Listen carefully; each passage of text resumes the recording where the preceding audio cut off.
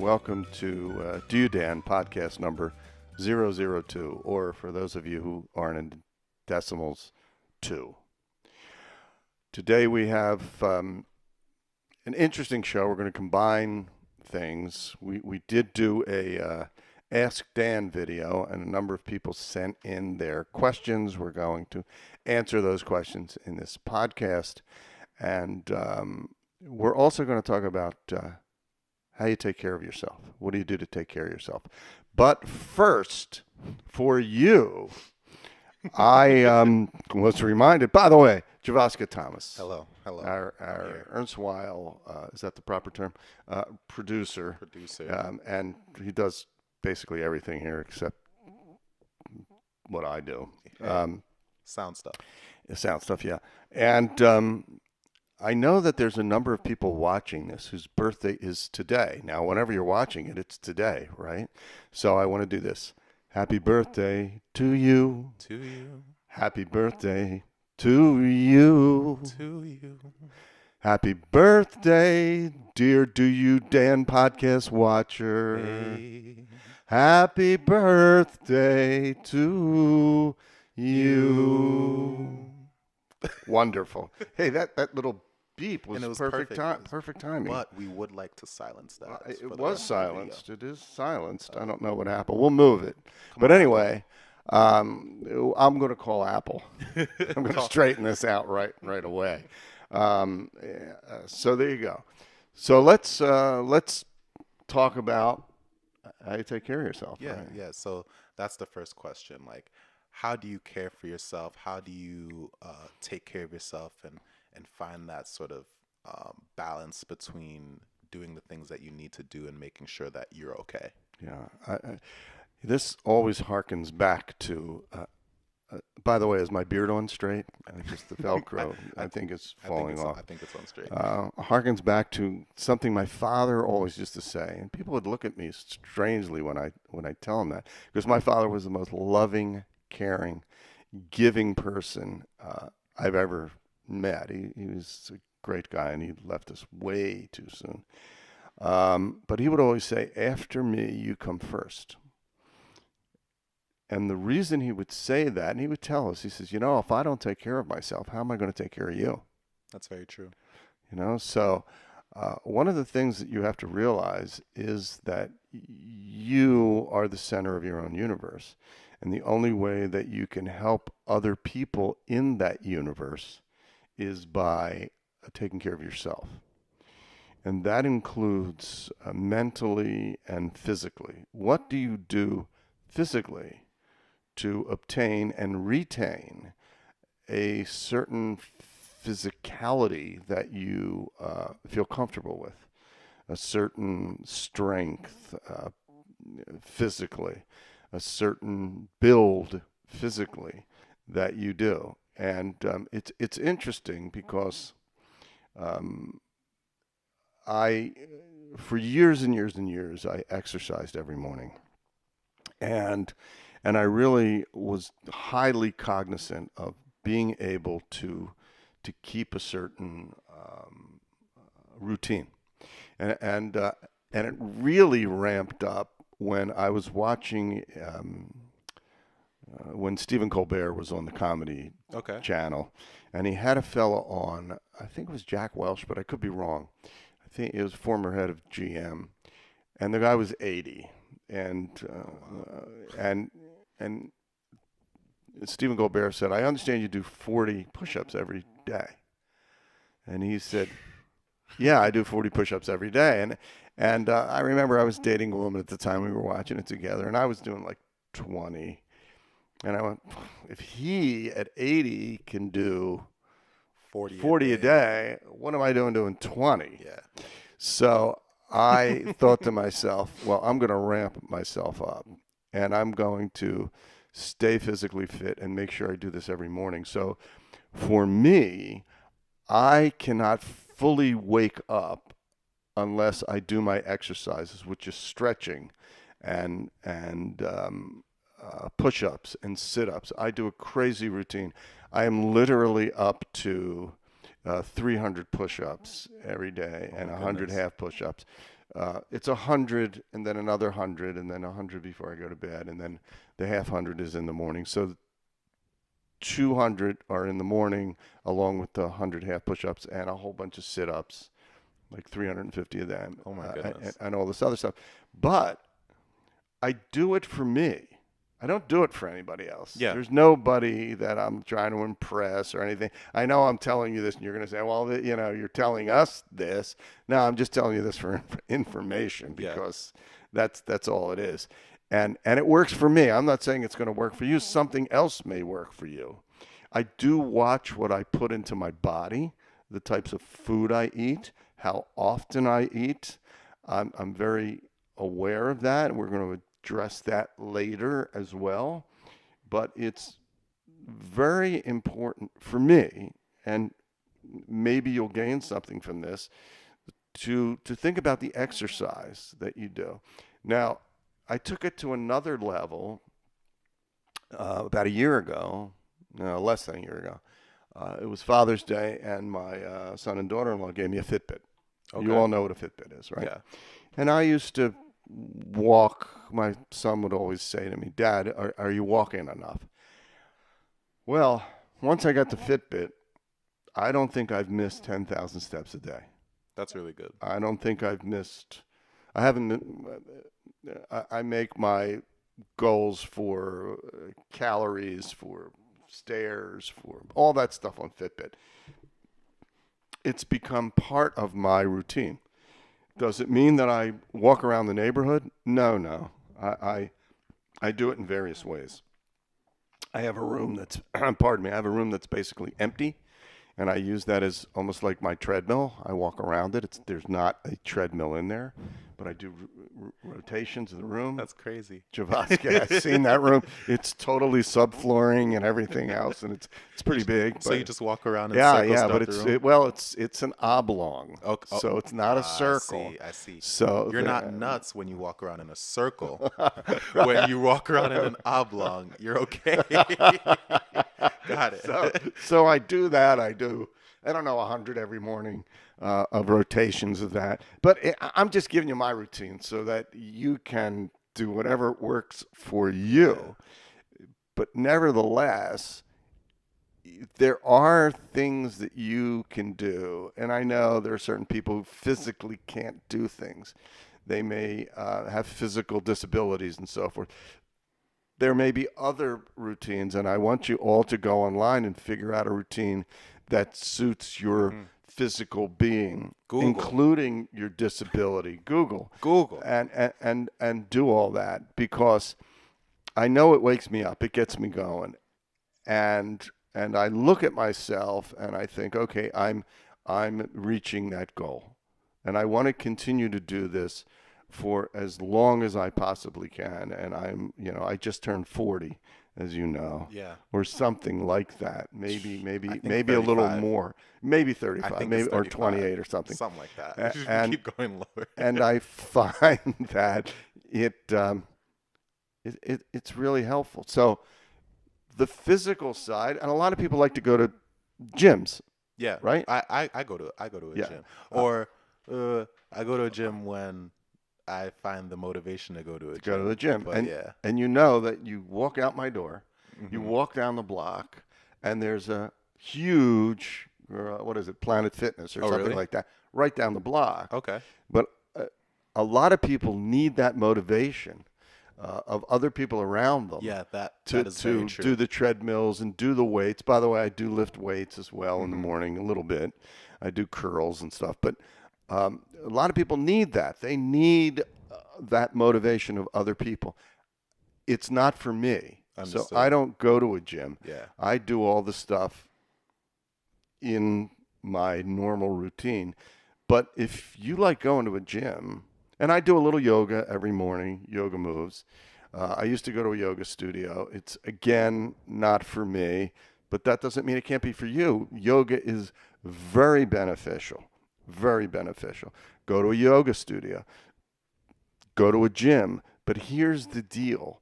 If you're going to go to a gym, have a routine. That is very true. Say, don't go to the gym. Okay, I'll go once this week and another time in 2 weeks. Yeah, it's all about habit building. Habit building. And if you do it for, they say 21 days straight, it's a habit. So for me, it's 150,000 days straight. But if you're going to do yoga, get into the routine, join a yoga studio, and say I'm going to do Monday, Wednesday, and Friday, or Tuesday and Thursday, or Saturday and Sunday, whatever it is, and do it. Do it. And if you have to miss a day, do it another day. It's the same way with the gym. It's only as good as you use it. It's only as good as your routine. And it's really the same way with what you do with your body, as far as what you put in it, the food you eat. Yeah. Like there's certain things that I don't understand why people eat them. Because they're tasty. Yeah, because Come on, Dan. because of all the crap they put in it to make it tasty that's not real. So I actually look at the ingredients. I'm not a fanatic. I'm not an You're ideologue. not one of those. I'm not one of those. I'm not a person. And believe me, if you're a vegetarian and you're a vegan, God bless. Or God bless. My belief is that we evolved as omnivores to eat everything. That's why our teeth are the way they are. We have canines and we rip stuff. Our jaws, our enzymatic system, our digestive systems. And I once had somebody say to me that omnivores or carnivores are destroying the world. Well, what?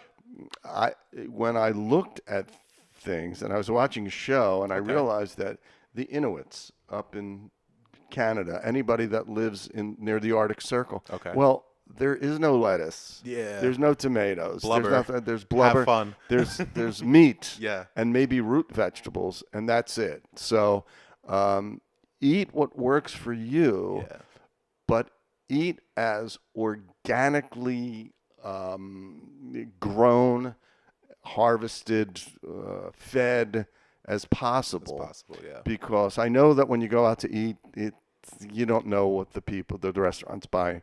But do it as much as possible. When you're doing it for yourself, and this is what I do, so this is entirely up to you. You do it. Is something coming up on that? Yes. I believe so. Okay. We're just looking at the monitor. Yeah. You have to check out what the ingredients are. Really. Straying occasionally is one thing. Straying all the time, that's not going to help. Okay, so just be cognizant of it. Get into a routine.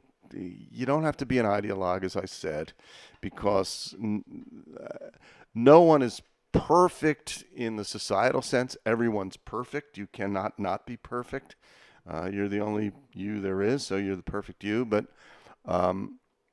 that's the physical side, what you put in your body, how you exercise your body.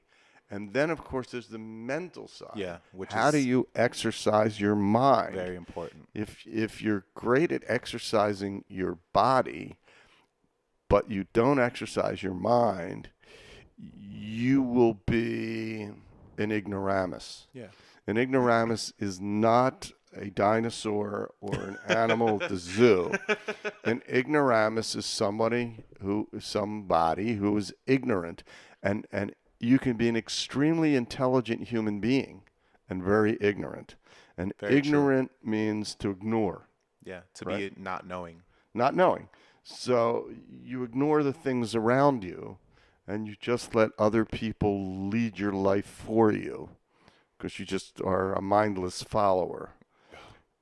Which is sad. Yeah, it's sad. So what you should really do is exercise your mind. Think cognitively about things. Question everything. You know this. I always say this in class. Question everything. I say to my students, don't believe what you see, you hear, you read. Not even from me. I'm just a human being. Check it out. Everything I'm talking about in this podcast, check out. Research. I mean, verify it. Google. Research. Google. go. They have a thing called encyclopedias. Ask your grandpa. Talk to people and find out what works. You know, it's amazing to me. I'm going to step back a little bit and talk about food for a second. My grandfather was an amazing guy. He actually built the Swan Fountain on Logan Square in Philadelphia. Ooh. It's a very I well-known, did not know that. iconic structure in the city, right on Wow. the Parkway. I mean, he didn't do the sculptures. That was Milne, but he did all the infrastructure. Yeah. And when I would see him eat, and he would talk about what he ate fat back, he ate pig's knuckles, he ate chicken feet, Nice. he ate all those things that were, I would say, Pop, you know, how did you eat all that stuff? What are you doing? Yeah, and of course, I know someone will say, well, that's not kosher. He's eating all. Well, he didn't care, Yeah. but he said I ate it every day, and he lived to be 100. But back in the days when he passed away in 1880, I mean, he was born in 1880 and passed away in 1980. Is that a little red light? Mm-hmm. Okay. He said to me, it was all good food back then. And I thought about it, and I went, yeah, it was not processed. Yeah, It that makes did not have sense. additives. It was organic. But they didn't call it organic because you didn't have to call it organic. Right? Exactly. Yeah. Wow. And so, anyway, let's get back to the mind. Yes. Okay. Every morning I meditate for a little while on my breathing and so forth. And Oh, yeah, have you ever heard of the app Headspace? no, You but I should have definitely- now. You should check it out. Or they're not paying us for this, but That's okay. Oh, by the way, that's a good point. Mm-hmm. By the way, see this mug?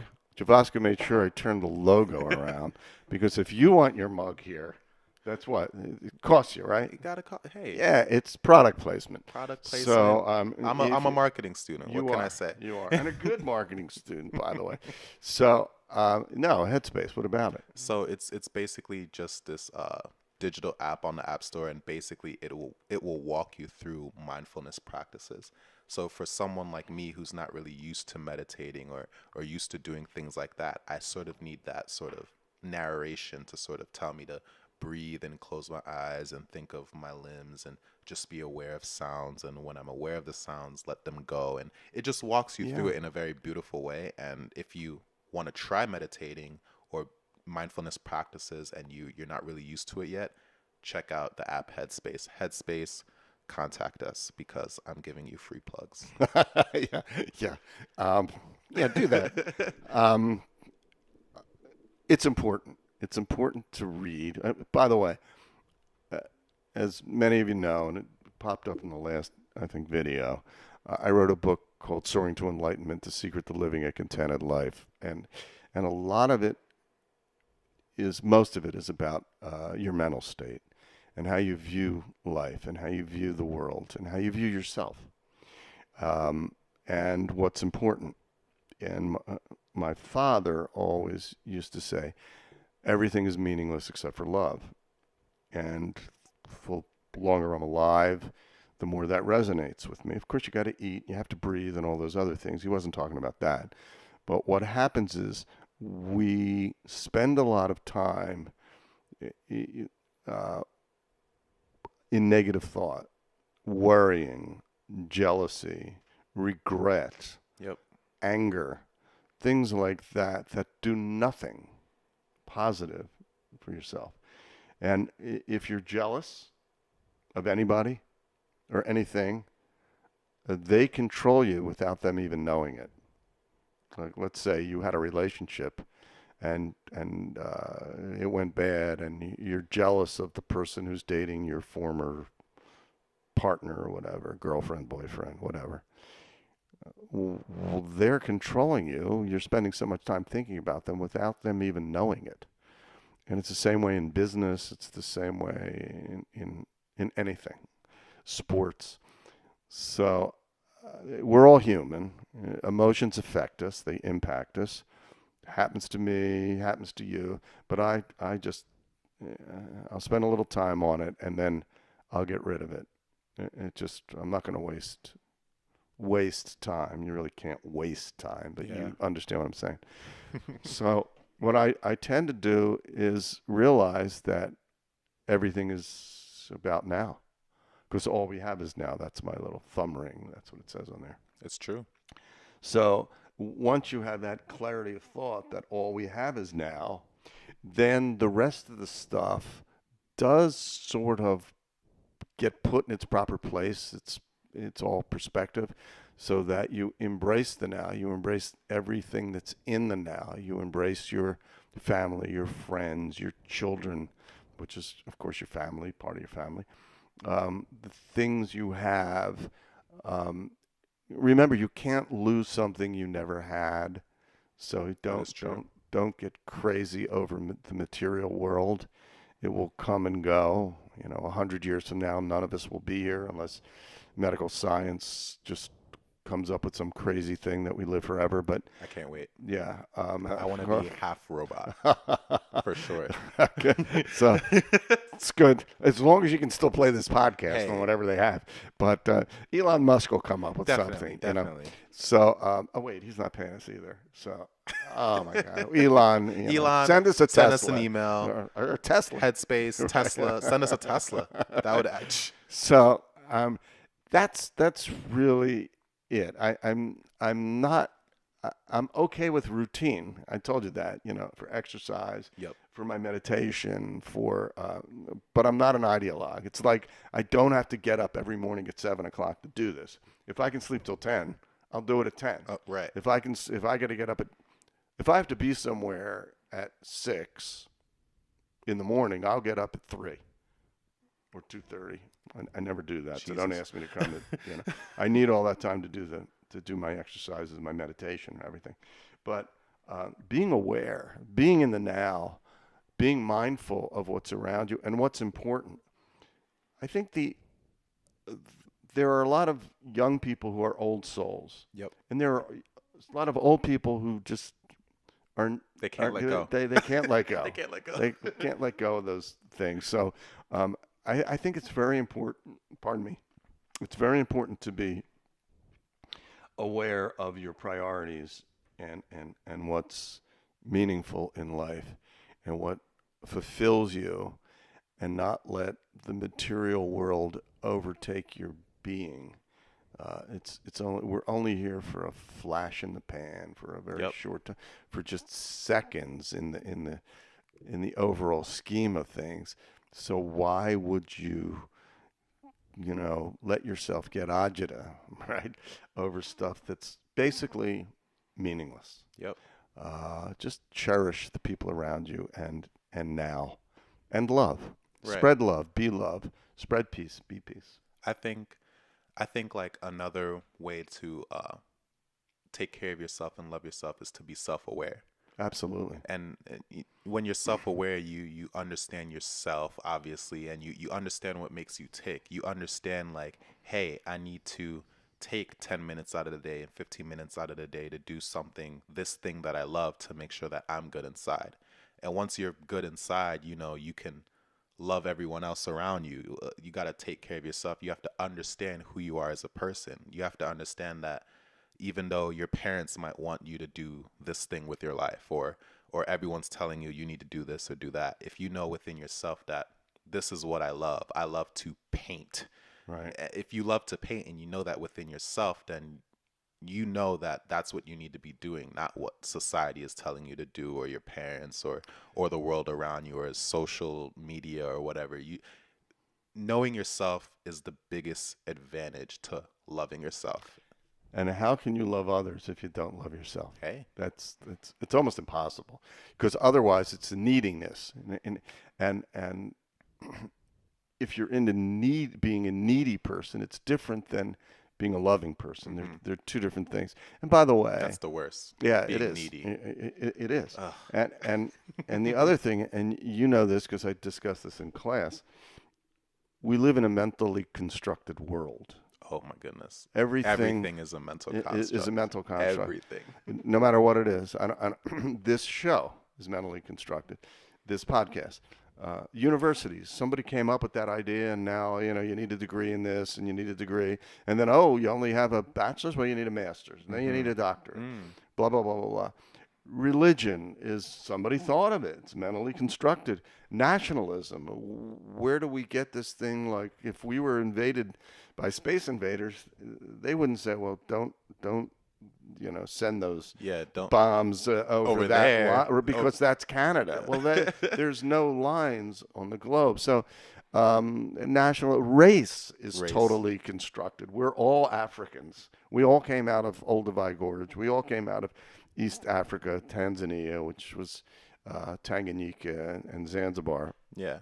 And we migrated, and we look differently because of our adaptive abilities to different climatic changes. Geographical locations. Right. So some of us have lighter skin, some of us have darker skin, some of us have straighter hair, some of us have more fat, adipose tissue to make up coarser hair. It's just to adapt to the climates that we immigrated from out of Africa. Yeah. That's it. So I may be an African, I think we're getting something up there, 400 generations removed, and you may be an African 10 generations removed, but we're still all African. So that's a whole other thing. But don't believe me, go to some DNA testing thing, and they'll eventually find it within you, okay? Yeah. So it's always interesting to me. It's kind of goofy that. But the guy who came up, because that was my undergraduate degree in anthropology and then physical anthropology, which is genetics and evolution, who came up with white, black, yellow, and red. And of course, there's red. A whole right. And then there's what about brown? Okay, so he was a white guy from, I don't know, Sweden or Switzerland, wherever he was from. So of course he made like white people, white guy, whatever that means. He made this sort of, I'm not going to say a hierarchy, but he positioned things in his own bias. Exactly. So, and if you fall for that, you better check out things, because it's a mental construct. It is. Anyway, it's don't be ignorant. Investigate things. Don't just accept things because somebody said them. Just exercise your mind. You have a mind.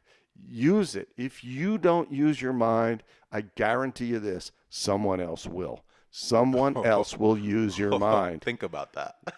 So, are you using your mind, or is someone else using your mind? Somebody else using your mind. Whoa. So, anyway, so that's covering in a short period, how do you take care of yourself, physically or mentally. Now we have a second part of our podcast. Drum roll. Drum roll. Don't forget, happy birthday to you. Happy birthday to you. A while back, we did a video that said Ask Dan. Ask Dan. Okay, so if you have questions. Hashtag Ask Dan. Hashtag. And hashtag DoYouDan and hashtag DoYouDan Daily. Don't forget, we're on Twitter, we're on Instagram, we're on Facebook, and we're on SoundCloud. With this podcast. With this podcast. Which is also on YouTube. Don't forget to subscribe to our YouTube channel, which is Dan G, capital D, A-N, capital G, the number 4, the letter U, capital U, the number 2. Okay. Let's have a moment to understand how hard that was to do. Dan G for you too. Dan G for you too. Spelling that out is so confusing. It is a little confusing. But we couldn't get Dan Goldberg for everything. So hey, there are other Dan Goldbergs in the world. 1 or 200 of them. But we have the best one here, obviously. Well, thank you. There you go. So we did this Ask Dan video, and then all these people sent in their questions. Yep. And then we did an Ask Dan answer video. A separate video answering the questions that you gave to us on social media. Correct. So now and then we send out another Ask Dan video, and we're going to put it in this segment, and we're going to send out a little video saying that the answer to the Ask Dan video is in our podcast. So Javoska happens to have access to the questions, Hello. and we're going to then answer them. I may sing them. I'm liking this singing thing. I used to be a singer years ago, so. All right. All right. Yeah, Whatever you works. know. And a stand-up comic, so we'll do a little comedy, little songs. All right. Then I'll cook you something. So, Go ahead. the first The first. question Yes. in our Ask Dan Answers series is from Chris Rome from Facebook. And the question is, hello, Professor Dan. Hope all is well. Thank you, Chris. Same. What form of advertising do you find most successful for a small business? SEM, Facebook, direct mail, etc. That's an interesting question It since is. I had a marketing management advertising public relations firm after I sold Four Eyes Optical, which many of you know, it's all across the country and in Puerto Rico. Just sold to a Dutch company once again. It's interesting because direct mail everybody kind of forgets about, because we're so socially oriented, social media oriented. But direct mail still is effective. You just got to watch it. You got to know how much money you're spending, because if you get 1/4% return on a direct mail piece, depending on what you're selling, that could be considered a successful direct mail campaign. Yep. I know that sounds weird, but if you're selling something for, let's say, $200 or $100, let's make it easy, and you send out 1,000 direct mail pieces. Okay. Or, 1,000 direct mail pieces, and it cost you $50 to print them. Okay, maybe my numbers are off. Let's go. Let's say it costs you $1,000 to print 10,000 of them. Okay. Okay. Got it. So you spend $1,000 to mail them is another whatever. You do direct mail, first class, bulk. So you got another. So it's $1,500. You have to sell 15 $100 items to break even. Okay. So 1% of 10,000 is what? Is 100, isn't it? Isn't it? Yes. So 100 times 100 is a lot of money. Okay. So therefore, if you sell 15, that's about what? I'm not doing the calculations in my head, but if 1% is 100, 15 is 1.5%. If it's 1.5%, that's you've broken even on 1.5%. Now, if your item is $1,000 and you send out 10, the numbers go down. You could have 1/10 of 1%, and it could be a very successful direct mail, direct marketing campaign. Of course, we are social media. I mean, this is a podcast on social media, and we're again on Twitter, on Facebook, YouTube.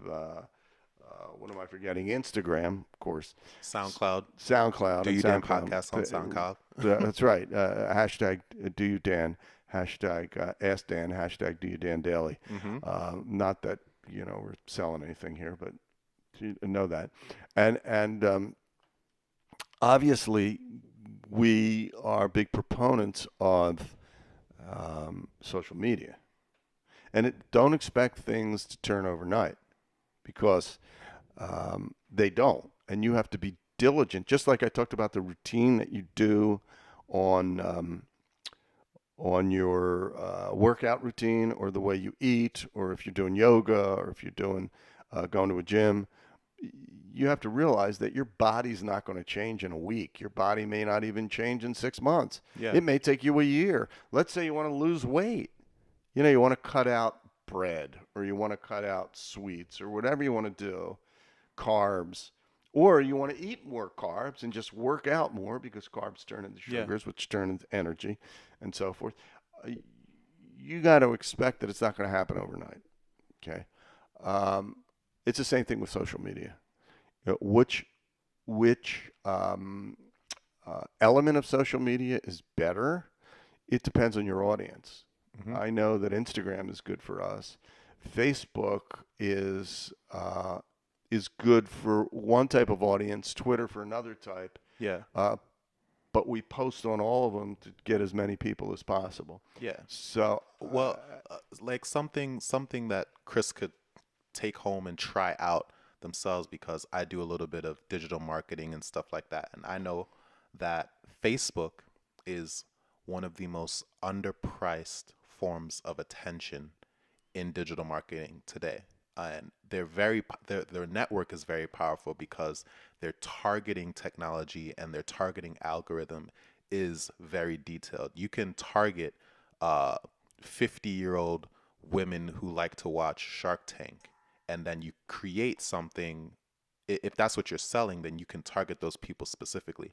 And once you target those people specifically, you can then funnel them into the people who have engaged with your ad, and then create a sales tunnel in which you can close them on. So it's marketing, detailed marketing, and then remarketing, which then leads to higher rates of conversion on a platform like Facebook. And then Instagram, you can pay a small amount of money to have your post promoted to the Instagram network. And there's just little hacks that you can do on social media for your small business, which is low capital, which is high return, and which is very effective. But it's not guaranteed. You have to do it all the time, daily, all the time, 3 hours a day. You have to put in the work for social media. So it's low risk of entry, low barrier to entry, but there's a high return if you're willing to put in the work. And it's interesting. Repetition is the deal. For all those years we had that firm, our advertising marketing firm, we would always tell our clients, you can't do it once and expect something to happen big time. So you got to repeat it. That doesn't mean, especially in old style media, and by the way, television and radio still work, depends on the station. So, and newspapers, well, not as much, but depends on your market. Absolutely depends on, so you got to figure out your market. But we would say if you're going to be on the radio or television, you don't have to be on every week or every day, every other day, every other week. For some reason, people don't have trouble recognizing the fact that it's not every day. Because as long as it's repeated, they think it's every day or they think it's every week. So therefore, it's the repetition that works. So are we okay? But we're still on this. So now we're on SoundCloud. So make sure you check us out on SoundCloud, okay? So here we go. Our next question was... So the next question is from Faith Elizabeth. And the question is, since you've done so much throughout your career this far, what are you most proud of? Okay. Before I say that, I hope we answered your question, Chris. Hopefully. Okay? Hopefully. If you have any other questions, let us know. Okay, contact us. The thing I'm most proud of, is that what Faith said? Faith was one of my students too. The thing I'm most proud of is my family. I mean, that's far beyond anything else. There's nothing from a monetary perspective, a material perspective, or anything like that, a business perspective, that I'm more proud of than my family. That's number one. Now, if Faith is talking about the general concept of your career, my career, yeah, I'm proud that I came up with the Four Eyes idea, and that changed the way all professionals market in the United States, changed the regulations. Senate Select Committee on Small Business, Federal Trade Commission recognized me and the company to change the regulations for lawyers, doctors, hospitals, blah, blah, blah. I'm proud of that. I'm proud of my career as a professor. I'm proud of the books I've written.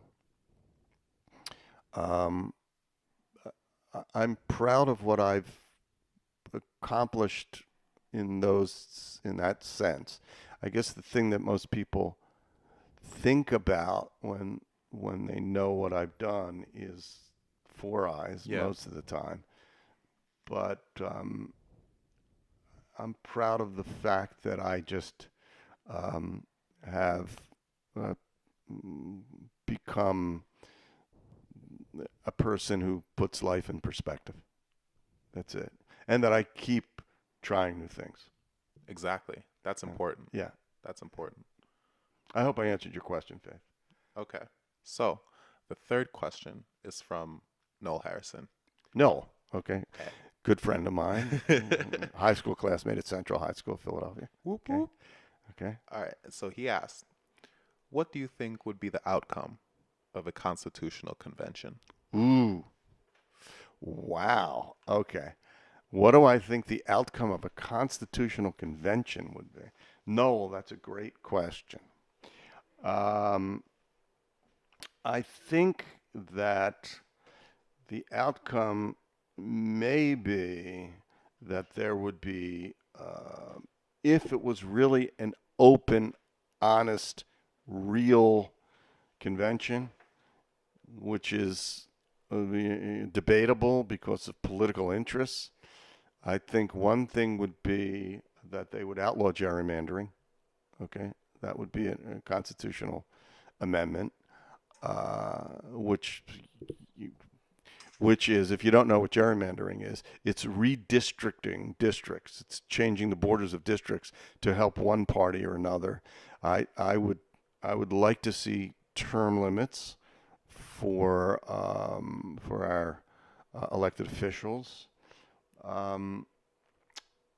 I would. The Second Amendment is questionable because it was written during a time when they had muskets, and it took a minute to fill up the musket. And now, you can have a cartridge that kills 500 people in 3 minutes. Oh my goodness! So, or a stock modification. Yeah, a bump hurt stock. People in Las Vegas. So I would revisit what that meant. I'm not saying to outlaw guns, because that's the first thing that Hitler did when he came to power.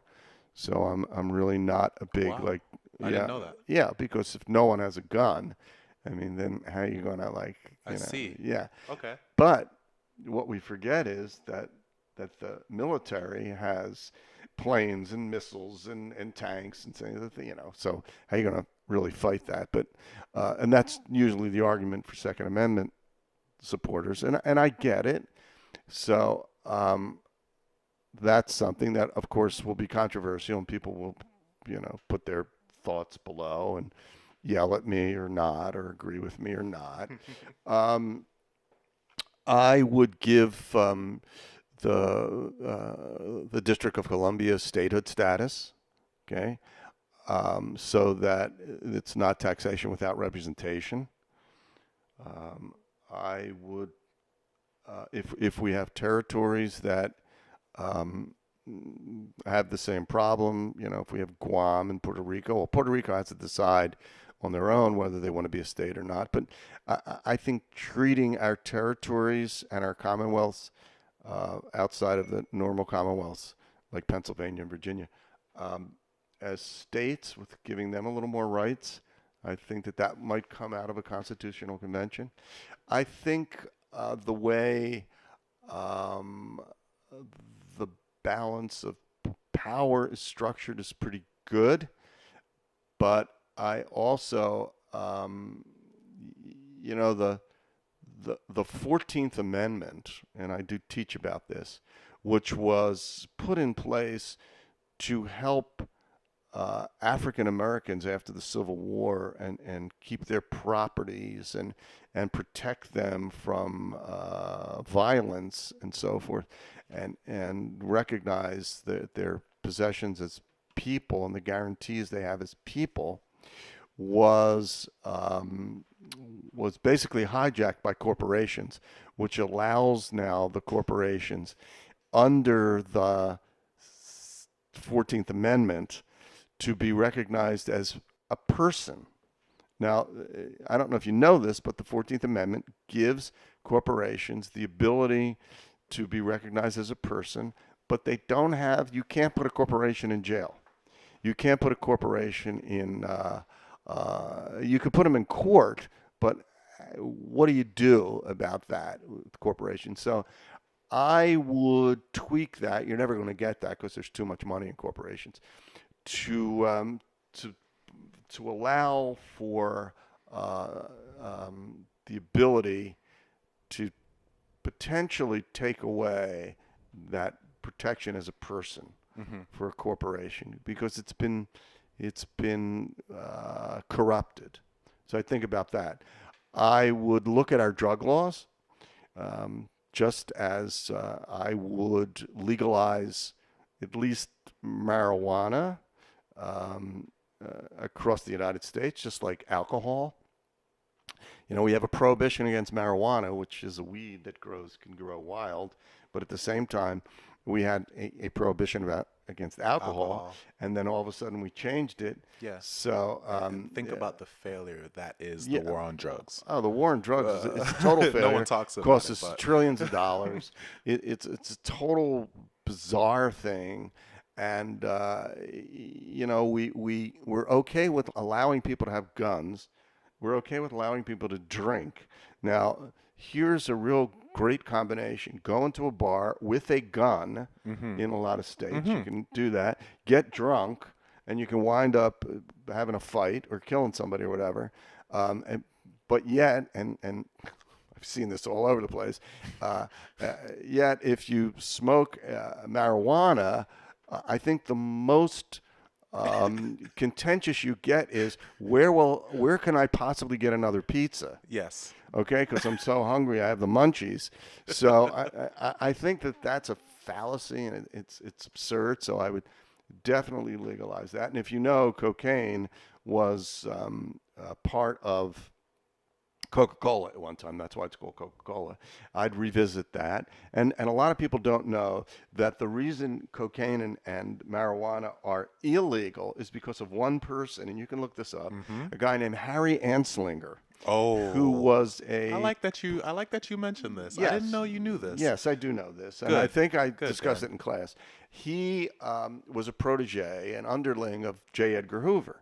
And his basic job was making sure that prohibition was adhered to. Well, once they did away with prohibition, he was basically out of a job. So he then turned to illegalizing marijuana and cocaine so that he could have a job, and convinced people through reefer madness and other things, films and so forth, propaganda, to make those things illegal. Now, there is a belief, and you can debate me on this, and by the way, he was a proponent of marijuana and cocaine before his job changed, but that there was anyway a racism component to that, because back in the day, people who were known to smoke marijuana were jazz musicians, most of whom were African American, and so you know, he just figured, well, there's another reason, right? And then he had reefer madness and all that other stuff. So yeah, I'd do that. Let me see. Have I covered a lot of things? Maybe. I could go through all the amendments, but no, I hope I Thanks, Noel. I covered a number of things that will that we can talk about later, because you and I are friends. We can talk about it. Okay. So I'm gonna call this segment the Student's Corner. Okay, the Student's Corner. And this is where, you know, as you guys know, Dan is a professor and he teaches at a local university here. So these are questions that students have asked or may ask Dan, and he's going to answer them for you guys, right? Yep. So the first question is, what is the right time to scale or grow a business? The right time to scale or grow a business is when you've reached a point where you know that you are not going to suck the original business dry of money. Okay. You have a demographic that is expanding geographically. I'll give you a story. At Four Eyes, within 3 months, and this is not normal, we were profitable. Okay. Enough so I could hire people, not enough so I could pay myself. I didn't do that for 6 months. But however, what I did, and of course now we have e-commerce, it's a different thing. But what I did was on the prescription forms, I took everybody's name and address, and I knew where they were. So I could tell where there was a concentration of patients / customers in areas that weren't in Center City, Philadelphia. So I knew that we had a lot of people coming from Bucks County, the Doylestown area. And after a while, I recognized the fact that if I opened in Doylestown, Okay. which is, I don't know, 30 miles from Center City, maybe 40. It's not that far. It's a bedroom community of Philadelphia. But anyway, that I would not be scavenging my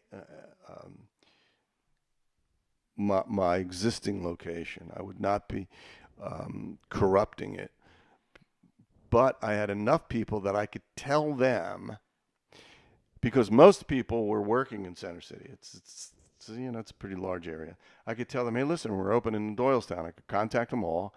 Tell your family, tell your friends. Like, your kids may not be able to come to the Center City location. Your friends may not be able to come.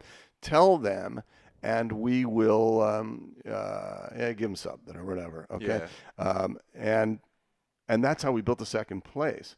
So you have to make sure that your expansion is not going to hurt the original location or the original idea, to the point where you may have some disintegration, but if you can afford that, because the other place is doing much better. Yeah. So now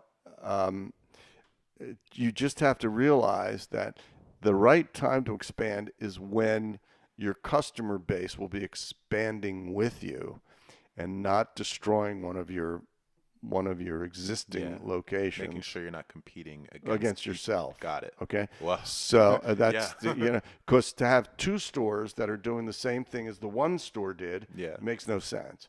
Okay. So bad use of resources. Right. So that's when you know that you can do it, and then the other thing is you have to do your financials. You have to figure out, what's this going to cost me? How many people am I going to need? What's the construction cost? This is bricks and mortar and all that other stuff.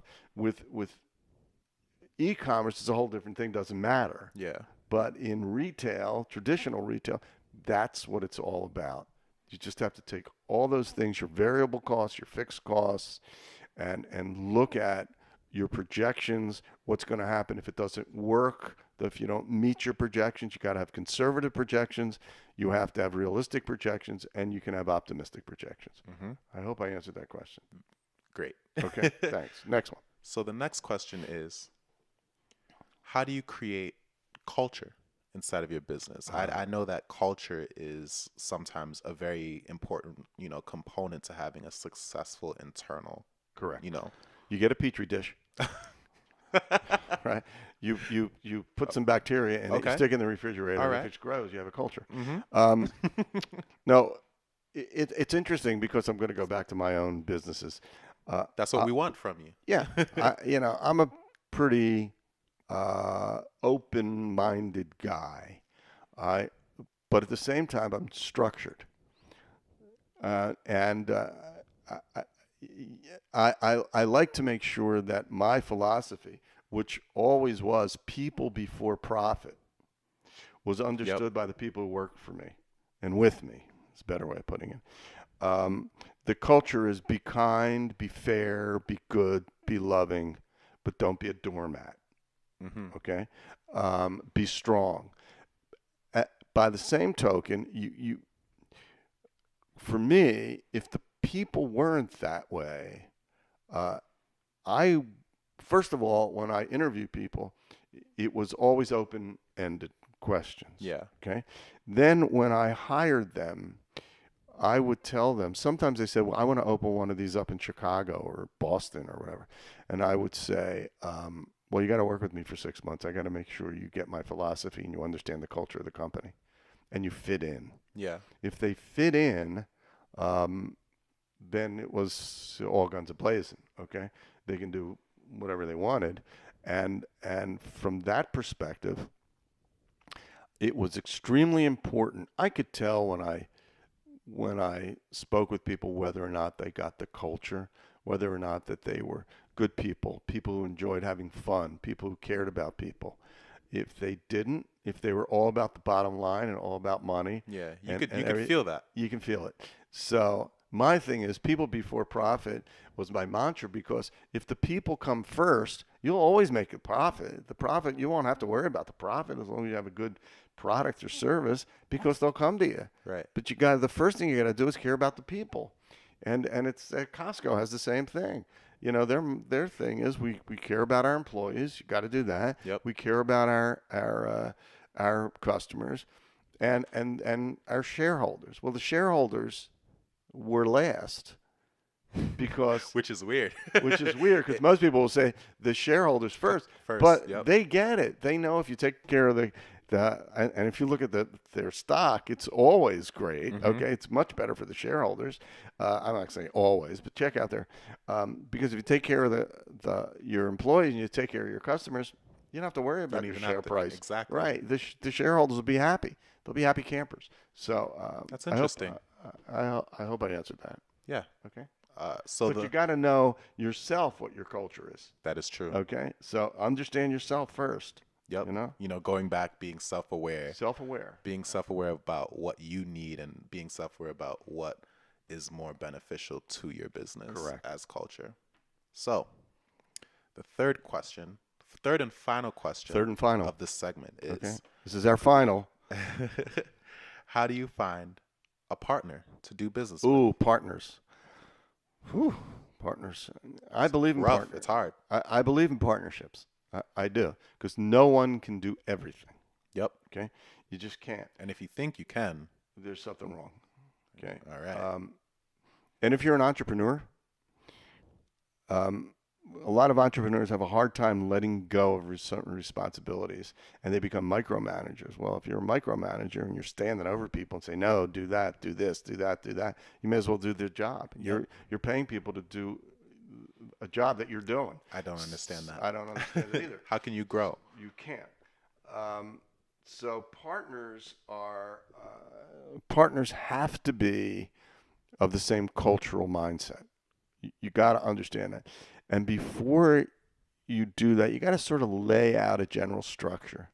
This is our split. This is how we're going to monitor our money. This is what will happen as we grow. Mm-hmm. This is what will happen if we part. These are the things that you got to trust each other. Communication. Yeah, communication's the key. That's the key in any partnership, whether it's a marriage or a domestic partnership. Over communicate. Right. You communicate everything. Just be upfront and tell people. And if it doesn't work out, have an exit strategy. What happens if it doesn't work out? Exactly. Okay? Talk about that. Yeah, talk about it. You may not want to talk about it initially. I get that. You want everything to be rosy, a little rosy, happy, concrete. But this is business. Yeah, this is business. So let's talk about it. Okay, we're 3 weeks into it. We're a month in. We're 6 months into it. We're a year into it. Let's talk about what happens if it doesn't work out. Yeah. Okay? Because that happens a lot. And then set the parameters, and you're good to go. That's it. I hope I answered that question. Perfect. Great. All right.